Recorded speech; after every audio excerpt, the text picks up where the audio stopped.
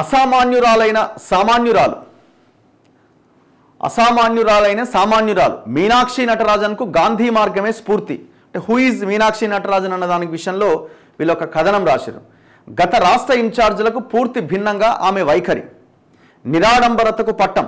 రైల్లో రాష్ట్రానికి రాక ప్రభుత్వ అతిథి గృహంలోనే బస. స్వాగతం పలికేందుకు స్టేషన్కు రావద్దని ముందే స్పష్టం. ఆమె సూచనతో గాంధీ భవన్ వద్ద కనిపించిన ఫ్లెక్సీలు, కటౌట్లు. ఎన్ఎస్యుఏ నుంచి సిడబ్ల్యూసి సభ్యురాలి దాకా. ఆమె కాంగ్రెస్ పార్టీ తెలంగాణ రాష్ట్ర వ్యవహారాల ఇన్ఛార్జ్ మీనాక్షి నటరాజన్ రైల్లో కాచిగూడ స్టేషన్లో దిగారు. అక్కడికి వచ్చిన కొద్దిమంది పార్టీ నేతలు శాలువాలు కప్పబోతే, బొకేలు ఇవ్వబోతే సున్నితంగా వారించారు.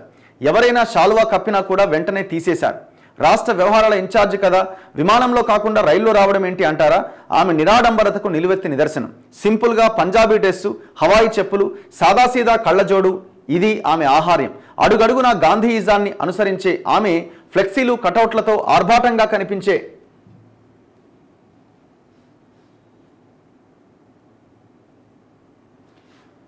గాంధీ భవన్ను అవేమీ లేకుండా చేసి సింపుల్గా మార్చేశారు. తద్వారా ఇప్పటి వరకు ఒక లెక్క, ఇక నుంచి ఒక లెక్క అన్న సంకేతాన్ని పరోక్షంగా రాష్ట్రంలోని పార్టీ శ్రేణులకు పంపించారు. కాలేజీలో చదువుకునే సమయంలో ఎన్ఎస్ఏలోకి ప్రవేశించి అంచెలంచెలుగా ఎదిగి ఎంపీగా పనిచేసిన మీనాక్షి రాహుల్ గాంధీ బృందంలో కీలక సభ్యురాలు. 51 ఏండ్ల మీనాక్షి నటరాజన్ అవివాహిత. ఆమె మ్యారేజ్ చేసుకోలేదు. 1973 జూలై 23వ తేదీన మధ్యప్రదేశ్లోని నగ్డాలో మీనాక్షి జన్మించారు.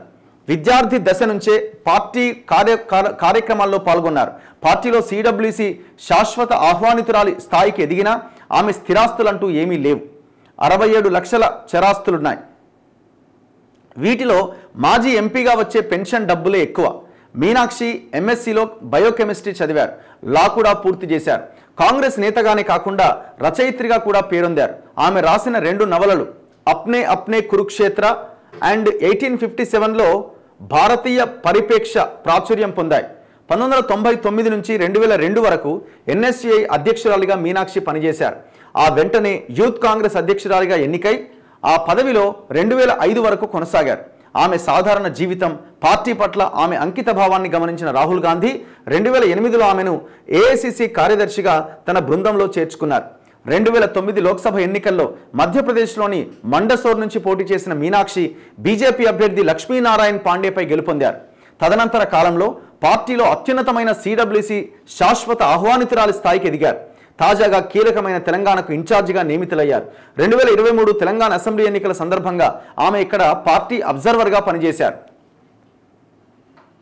రైల్లో రాక ప్రభుత్వ గెస్ట్ హౌస్లో బస. అధికార పార్టీ రాష్ట్ర కాంగ్రెస్ వ్యవహారాల ఇన్ఛార్జిగా ఉన్న మీనాక్షి నటరాజన్ శుక్రవారం కాచిగూడ రైల్వే స్టేషన్లో ఒక సాధారణ ప్రయాణికురాలిగా దిగారు. తన రాక సందర్భంగా ఎలాంటి హంగు ఆర్భాటాలు ఉండకూడదని, ఫ్లెక్సీలు, స్వాగత తోరణాలు ఏర్పాటు చేయకూడదని ఆమె ముందే చెప్పడంతో ఆ మేరకు పార్టీ నేతలు జాగ్రత్తలు తీసుకున్నారు. ప్రోటోకాల్ ప్రకారం పిసిసి అధ్యక్షుడు మహేష్ గౌడ్, ప్రభుత్వ సలహాదారు వేణుగోపాల్ రైల్వే స్టేషన్కు వెళ్లి ఆమెకు స్వాగతం పలికారు. అక్కడి నుంచి కాంగ్రెస్ పార్టీ ఏర్పాటు చేసిన కారులో ఆమె దిల్కుషా గెస్ట్ హౌస్కు చేరుకున్నారు. కొద్దిసేపటికే ముఖ్యమంత్రి రేవంత్ రెడ్డి దిల్కుషా గెస్ట్ హౌస్కు చేరుకొని ఆమెకు స్వాగతం పలికారు. అక్కడి నుంచి ఆమె నేరుగా గాంధీ భవన్కు చేరుకొని పిసిసి విస్తృత సమావేశంలో పాల్గొన్నారు. నా బ్యాగులు మోయాల్సిన అవసరం లేదు. విస్తృత సమావేశంలో మీనాక్షి నటరాజన్ మాట్లాడుతూ తన దృష్టిలో పడేందుకు నేతలెవరూ ప్రయత్నం చేయొద్దు, ముఖస్థుతి, ఆర్భాటాలు తన వద్ద పనిచేయవు అని గట్టిగా చెప్పారు. తన కోసం రైల్వే స్టేషన్కి ఎవరూ రావద్దు, తన బ్యాగులు ఎవరూ మోయాల్సిన అవసరం లేదని, ఒకవేళ మోసే బలం లేకపోతే తానే సహాయం అడుగుతానని వ్యాఖ్యానించారు. కార్యకర్తలకు ఏమైనా సమస్యలుంటే తనకు ఫోన్ చేస్తే మాట్లాడతాను. ఆ క్షణంలో ఫోన్ లిఫ్ట్ చేయకపోతే మిస్డ్ కాల్ చూసుకొనైనా తర్వాతైనా మాట్లాడతాను. తన రాక సందర్భంగా హంగు ఆర్భాటాలు వద్దంటూ మీనాక్షి నటరాజన్ ముందుగానే తేల్చి చెప్పడంతో పార్టీ నాయకత్వం కూడా అలాగే నడుచుకున్నది. శుక్రవారం ముఖ్యమంత్రి రేవంత్ రెడ్డి, మీనాక్షి నటరాజన్, రాష్ట్ర మంత్రులు, ఎంపీలు, ఎమ్మెల్యేలు, ముఖ్య నాయకులు గాంధీ భవన్లో సమావేశమైన అక్కడ ఎలాంటి హడావుడి కనిపించలేదట.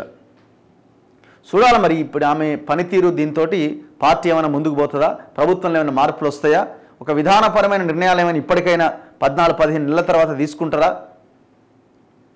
లేదు మళ్ళీ గట్లనే ఏడుస్తుందా, ఏమైపోద్దన్నది చూడాలి.